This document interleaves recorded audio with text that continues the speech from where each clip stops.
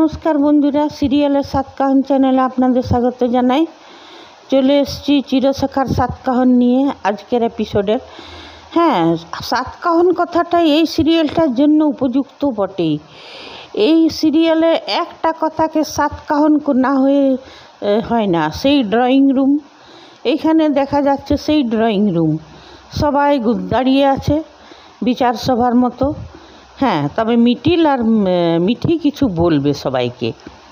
তো সবাই জিজ্ঞেস করছে কি বলবি বল। ওরা চুপ করে আছে। তখন কমলিনীর বাবা বলছে আমার মনে হচ্ছে মিটিল পাত্র বদলেছে, সেইটাই বলবে। তখন বুবলাই বলছে এই দাদাই, তুমি ঘরশত্রু বিভীষণ, তুমি এই কথাটা বলতে পারলে?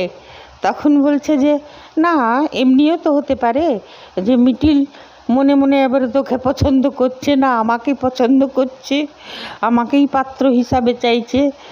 তখন বলে হ্যাঁ, এইটা তুমি খুব ভালো বলেছ, তাহলে তোমাকে আমি কোনো প্রতিদ্বন্দ্বী মনে করি না।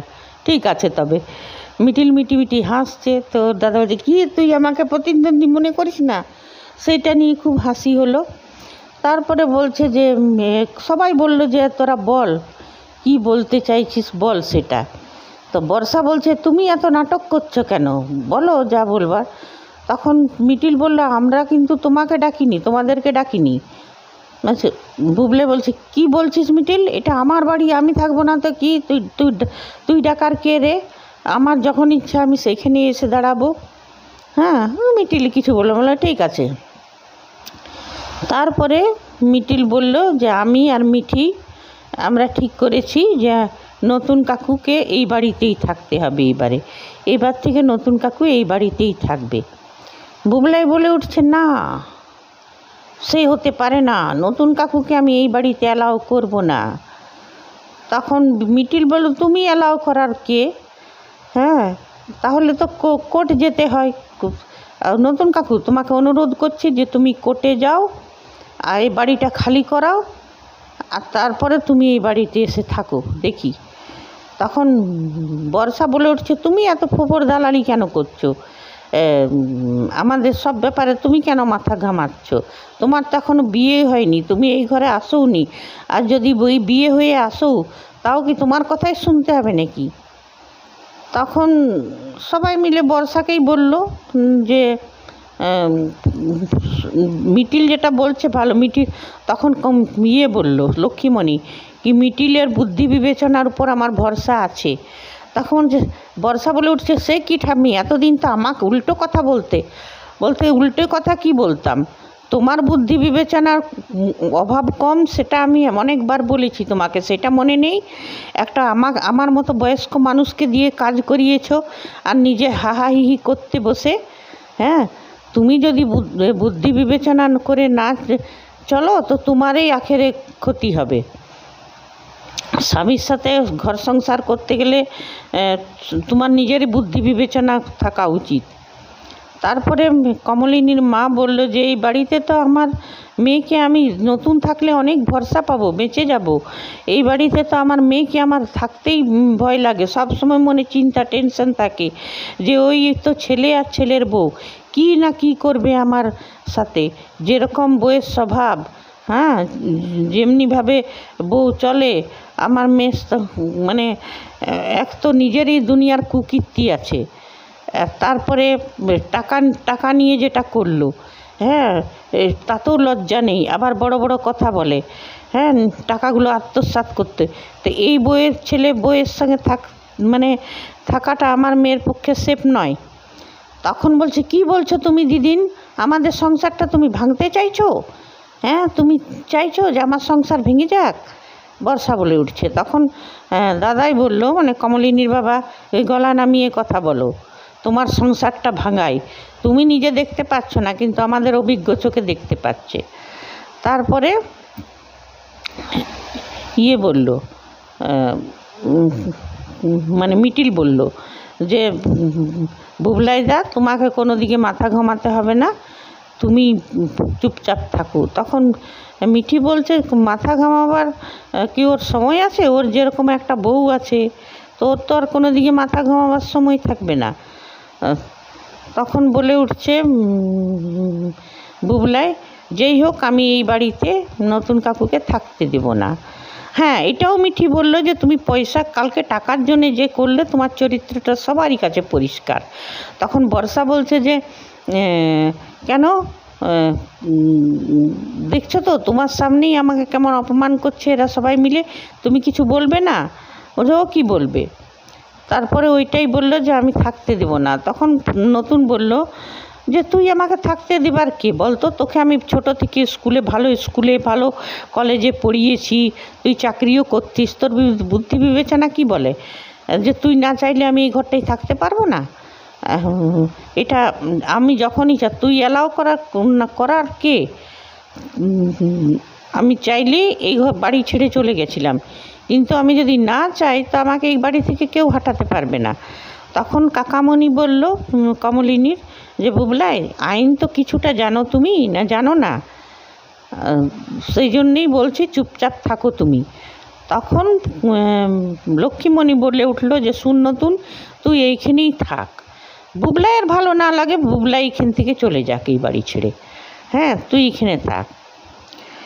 এইসবই কথা হচ্ছিল। আর রশনি বলছে যে মানে বুবলাই, এমন একটা লক্ষ্মী বউ পেয়েছিস, তোর পরিবার যখন তোর কথা বলে না, ভাবে না, তখন তুই বরং বউকে নিয়েই থাক, পরিবারের কথা ভুলেই যা। তখন কাকামণি বলল রশনি, তোমার পক্ষে তুমি উপযুক্ত কথাই বলেছ। তারপরে কমলিনী বলল যে দেখো নতুন ঠাকুরপো, তুমি সব সময় আমার পাশে থেকেছো, আমার সুখে দুঃখে সব সময়। ছোট থেকে তুমি ছেলেগুলোকে মানুষ করেছো বুকের রক্ত জল করে, তুমি আমার সাথে আমার সব আপদে বিপদে তুমি থেকেছো। এখন তুমি এইখানেই থাকবে, তোমাকে ছেড়ে আমরা থাকবো না। হ্যাঁ, আমি তোমার পাশে গোটা জীবন থাকতে চাই। আর এটাও বলছি যে তুমি যদি এই বাড়ি ছেড়ে একান্তই চলে যেতে চাও, আমিও তোমার সাথেই সেইখানে থাকবো। তখন বুবলাই বলছে কি তুমি ওইখানেই? তখন রশনি বলছে লিভিং করবে বলো। বলছে তুমি যদি ভাবো এটা লিভিং করা তো লিভিংই, হ্যাঁ তা আমি বলি একসাথে থাকা, ওইটা তোমাদের উপর দায়িত্ব দিলাম যে তোমরা কি নাম দেবে। তখন বলছে যে বুবলাই বলছে আমার এইখানে আমি নতুন কাকুকে অ্যালাউ করবো না। তারপর বলছে দেখো তোমার মা বয়ফ্রেন্ডের জন্য তোমার ছেলেকেই ছেড়ে দিবে। তখন কমলিনী বলল কি তোমার শিক্ষাতে তো অনেক অভাব আছে, তোমার ঠিক মতন শিক্ষা হয়নি, সেই জন্যে শব্দ চয়নটা তুমি ঠিক করে করতে পারো না। হ্যাঁ, বয়ফ্রেন্ড নয় বন্ধু বলো, যে বন্ধুর কথাই আমি ছেলেকে ছেড়ে দিচ্ছি বন্ধুর জন্যে। বন্ধুর কোনো লিঙ্গ হয় না, বন্ধুই হয়। তারপরে এইসবই কথা হলো। আর রশনি তো আজে বাজে বকছেই, সব আজে বাজেই বকছে। তবে হ্যাঁ, বড় মাসিও বলল যে নতুন তুই এইখানেই থাক, বৌমা তুমি খুব ভালো কথা বলেছ। অনেক মেয়েরাই এই সব কথাগুলো বলতে পারে না সমাজের চাপে, আত্মীয় স্বজনের চাপে, কিন্তু তুমি যেটা বলেছো সেটা খুব ভালো করেছো। আর কমলিনীর মা বাবাও খুব ভালো বলে এটা খুব ভালো সিদ্ধান্ত। আর মিঠি বলছে যে নতুন কাকু তুমি আমাদের সাথেই থাকো, তুমি না থাকলে আমাদেরও ভালো লাগে না, সেটাই বাবিলেও বলল। আর বুবলাই তো ওই বলে যাচ্ছে আমার মাকে, বর্ষা উসকে যাচ্ছে, ওর মাকে পরপুরুষে কমলিনী বলে ডাকবে, তোর কি ভালো লাগবে? তখন আমি একটা জিনিস বুঝতে পারি না, এইখানে এই নতুনের ব্যাখ্যা দেওয়ার দরকারই ছিল না। কি দরকার ছিল ব্যাখ্যা দিবার এদের মতন মানুষকে? তাও নতুন ব্যাখ্যা দিল যে আগে যখন ও চন্দ্রর স্ত্রী ছিল তো বৌঠান বলতাম সেই সুবাদে, এখন তো সেটা নেই, তখন ও আমার বন্ধু, তো আমি নাম ধরেই ডাকবো। এইবারে এ তো হলো সিরিয়ালের কথা। এইবারে বলছি যে বর্ষার জন্য এতটুকু শিক্ষাটা উপযুক্ত নয়। মেকার্সদেরকে ভাবতে হবে, বর্ষাকে এতটুকু কথা শুনিয়ে এর তো অসভ্যতা আমি যাচ্ছেই না। আমি এমন ঢেঁটা অসভ্যতা মানে একটা এই এলজি সিরিয়ালেই দেখতে পাই, এত ঢেঁটা। তো এর টাকা চুরিটা কেমন করে করলো সেইটা পরিষ্কার করুক, যে কি করে ও টাকাটা আত্মসাৎ করতে চাইলো, আর ওর গয়নাগুলো ওর আছে কি না সেটাও পরিষ্কার করুক। বুবলাইয়ের সামনে পুরোপুরি মুখোশ খোলা হোক, তারপর দেখি বুবলাই কেমন সাথ দেয় বর্ষাকে কিছুদিনের জন্যে তো এই বাপের বাড়িতে পাঠিয়ে দেখ, না হলে জেলে পাঠিয়ে দেখ। এ যে অসভ্যতা আমি শুরু করেছে নেওয়া যায় না। কেন কি বয়স্ক মানুষরা দেখে এর আর রশনির তো এত কাণ্ড হওয়ার পরেও শিক্ষা নেই, লক্ষ্মীমন্ত বউ। তো যা তাহলে এটাও করুক মেকার্সরা, কি কিছুদিন এই রশনির সঙ্গেই বর্ষা বুবলাইকে রেখে দিক, তবে বুঝতে পারবে যে রশনি কত ধানে কত চাল, লক্ষ্মীমন্ত কেমন বউ। কেন রশনি নিজেও তো ওই বর্ষার মতনই, তো ও তো টিকতেই পারবে না 4 দিনও। হ্যাঁ, নতুন এই বাড়িতে থাকবে, খুব ভালো কথা, কিন্তু সব সময় বুবলাই আর বর্ষা অপমান করবে ওকে, সেটা আমরা দেখতে চাই না। এমন হোক যে বুবলাই বর্ষাকে এক ঘরে করে দিক, আর কমলি যেমন রেঁধে না খাওয়াই বুবলাইকে আর বর্ষাকে। এতদিন তো বর্ষা বুড়ি ঠাম্মি শাশুড়ির উপর জোর খাটিয়েছে, রান্না করিয়েছে। এবারে কমলিনীদের টাকাতে বসে বসে পায়ের উপর পা তুলে খাবে, সেটা দেখতে চাই না আমরা। এমনি করুক মেকার্সরা, যে কমলিনীর যেমন রান্নাঘরটা আলাদা আছে, ওরা সবাই থাকুক, আর বুবলাই আর বর্ষা নিজেরা একা রান্না করুক আর খাক। আর খাই তো ঠাম্মির পেনশনের পয়সায়, আর ঠাম্মির পেনশনের পয়সায় খাই, আর পিসির পয়সায় খাই। এখন তো চাকরি বাকরিও বলে কিচ্ছু নেই।